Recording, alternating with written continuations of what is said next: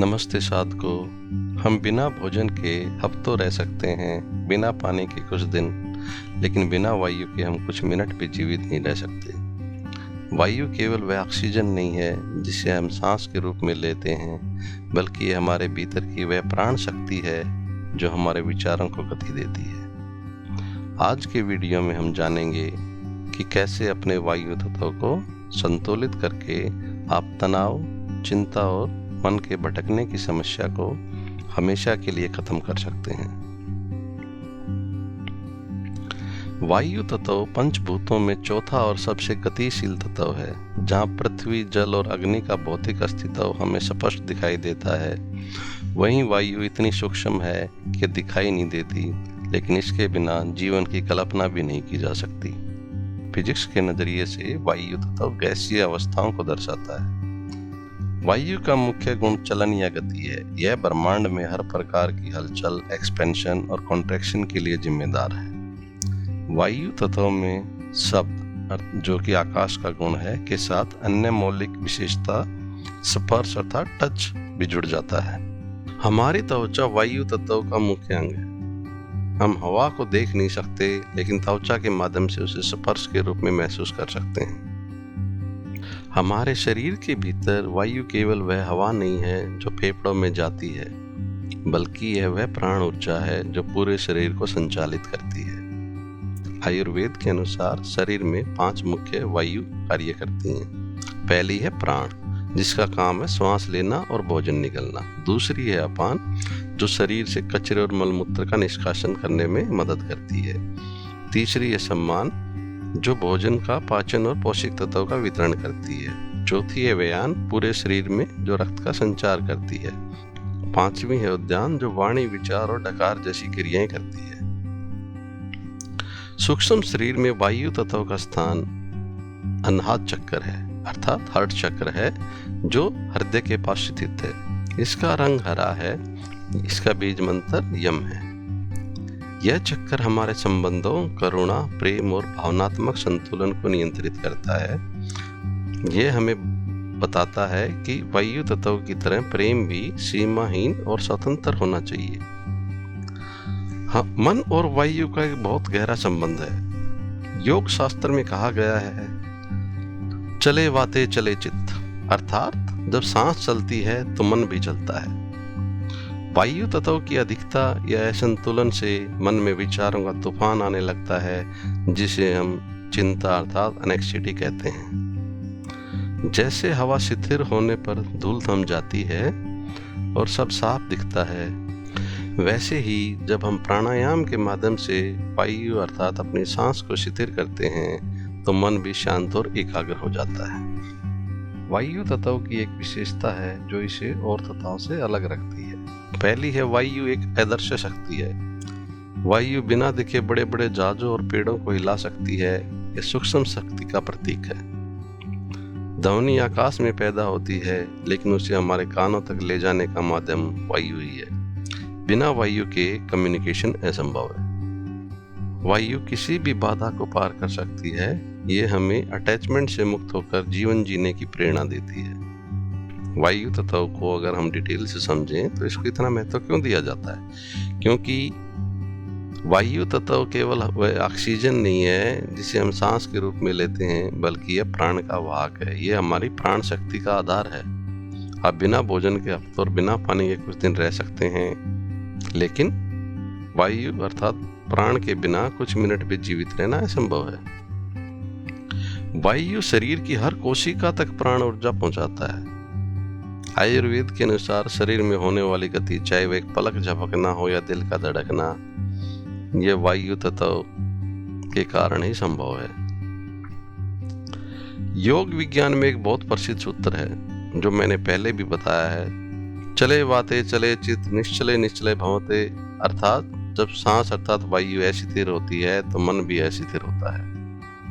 वायु तत्व का सीधा संबंध हमारे विचारों से है। जब हम तनाव में होते हैं तो हमारी सांसें तेज और उथली हो जाती हैं। जैसे ही हम अपनी सांसों को धीमा और गहरा करते हैं तो हमारा मन तुरंत शांत हो जाता है। यह मन की चंचलता को वश में करने का सबसे प्रभावशाली और आसान औजार है। ब्रह्मांड में जो ध्वनि की उत्पत्ति आकाश में होती है, उस ध्वनि को एक स्थान से दूसरे स्थान तक ले जाने का काम वायु ही करती है। बिना वायु के संवाद असंभव है। यह न केवल हमारे शब्दों को दूसरे तक पहुंचाती है, बल्कि हमारे शरीर के अंदर नर्वस सिस्टम के माध्यम से संकेतों को मस्तिष्क तक भी पहुंचाती है। यह हमें भारी दुनिया से जोड़ती है। हवा की एक लहर हमें दूर खिले फूलों की खुशबू या आने वाले तूफान का एहसास करा देती है। वायु तत्व की प्रकृति है निरंतर बहना। यह किसी एक स्थान पर रुकती नहीं है और ना ही किसी से चिपकती है। यह हमारे अनहद चक्कर से जुड़ी है। संतुलित वायु तत्व हमें सिखाता है प्रेम और संबंधों में पॉजिटिवनेस की बजाय स्वतंत्रता होनी चाहिए। जैसे तेज हवा बादलों को साफ कर देती है और आकाश को स्पष्ट कर देती है, वैसे ही संतुलित वायु तत्व हमारे मन के संशय और भ्रमों को साफ करके हमें मानसिक स्पष्टता प्रदान करता है। आओ अब हम समझते हैं कि वायु तत्व हमारे शरीर में संतुलित है या असंतुलित है। जब वायु तत्व का संतुलन बिगड़ता है तो हमारा मन और नर्वस सिस्टम प्रभावित होता है, क्योंकि वायु गति का प्रतीक है। इसका असंतुलन जीवन में बेचैनी और अस्थिरता ले आता है। वायु तत्व का असंतुलन मुख्य रूप से वात दोष के रूप में प्रकट होता है। तो इसके हमें कुछ लक्षण दिखाई देते हैं। अगर मानसिक रूप से देखें तो अत्यधिक चिंता और घबराहट, बिना किसी ठोस कारण के मन में बेचैनी रहना और हमेशा बुरा होने का डर सताना। इसकी वजह से हम निर्णय ले पाने में सक्षम नहीं होते, क्योंकि विचार हवा की तरह इतनी तेजी से बदलते हैं कि व्यक्ति किसी एक बात पर टिक ही नहीं पाता, तो निर्णय कैसे लेगा। इसकी वजह से हमें अनिद्रा की समस्या होती है। मन में विचारों का तूफान चलने के कारण ही नींद में कठिनाई आती है और नींद बार बार टूटती है।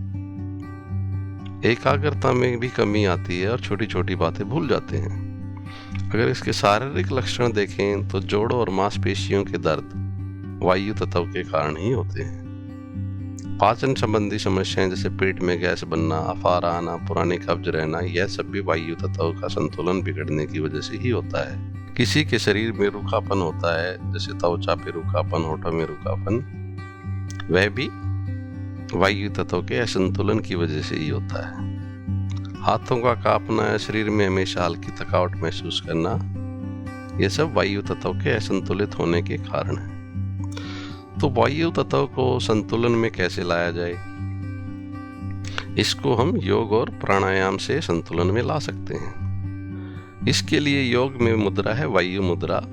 अपने इंडेक्स फिंगर को अंगूठे की जड़ में लगाएं और अंगूठे से हल्का दबाएं, बाकी उंगलियां सीधी रखें। यह हमारे शरीर से जो एक्स्ट्रा वायु है उसको बाहर निकालती है और दर्द में तुरंत राहत देता है। हमें अनुलोम विलोम प्राणायाम करना चाहिए। यह सांसों की गति को रिदमिक करता है, जिससे मन की बेचैनी शांत होती है।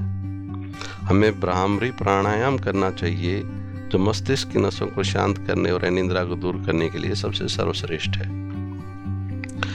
इन योग मुद्रा और प्राणायाम के साथ हमें अपने आहार और जीवन शैली में भी परिवर्तन करना पड़ेगा। जैसे गर्म और ताज़ा भोजन खाना चाहिए, क्योंकि वायु ठंडी होती है, इसलिए इसे संतुलित करने के लिए हमेशा गर्म, ताजा और थोड़ा चिकनाई युक्त भोजन करना चाहिए।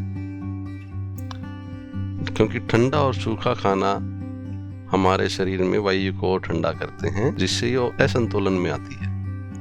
हमें अपने शरीर पर तिल के तेल की मालिश करनी चाहिए, जो वायु तत्व को शांत करने का सबसे प्रभावशाली तरीका है। यह हमारी नसों को आराम तो देती है और उनका रूखापन भी दूर करती है। हमें अपनी दिनचर्या में भी कुछ परिवर्तन लाने चाहिए, जैसे सोने, जागने और खाने का एक निश्चित समय तय करना चाहिए। इससे वायु तत्व अपने आप संतुलित हो जाएगा। वायु तत्व को संतुलित करने के लिए और भी कई उपयोग हैं, जैसे मौन का अभ्यास। वायु का संबंध वाणी से है। बहुत अधिक बोलना वायु तत्व को बढ़ाता है। दिन में कुछ समय मौन रहने से ऊर्जा का क्षय होता है। जैसे गहरी सांस लेना। जब भी बेचैनी महसूस हो 5-10 गहरी सांस लें। यह वायु को अनाहत चक्र पर केंद्रित कर देता है, जिससे हमें रिलैक्सेशन मिलता है। हरे रंग के संपर्क में रहना और पेड़ों के बीच जितना समय बिता सकें उतना समय बिताएं। यह वायु तत्व को प्राण में बदल देता है। वायु तत्व को संतुलित करने के लिए पृथ्वी तत्व की मदद ली जाती है। जैसे उड़ती हुई धूल को रोकने के लिए उस पर पानी छिड़क कर उससे पृथ्वी पर बैठा दिया जाता है, अर्थात जमीन पर बैठा दिया जाता है, वैसे ही अगर मन बहुत भटक रहा है तो भारी भोजन करें या जमीन पर नंगे पैर चलें। यह आपको ग्राउंडिंग का अनुभव कराएगा। वायु तत्व हमारे जीवन की डोर है। जब तक यह डोर शरीर से जुड़ी है तब तक हम जीवित हैं। इसे संतुलित रखना ही मानसिक शांति और शारीरिक फुर्ती की कुंजी है। वायु तत्व खास इसलिए है क्योंकि यह आदर्श इंजन है जो जीवन को गति देता है। यह हमें सिखाता है कि जीवन ठहराव का नाम नहीं बल्कि निरंतर प्रवाह और परिवर्तन का नाम है। जिस दिन आप अपनी सांसों को नियंत्रित करना सीख जाएंगे उस दिन आप अपने भाग्य को भी नियंत्रित करना सीख जाएंगे। अपनी सांसों पर ध्यान दें क्योंकि यह वही डोर है जो आपको परमात्मा से जोड़ती है। ओम शांति ओम।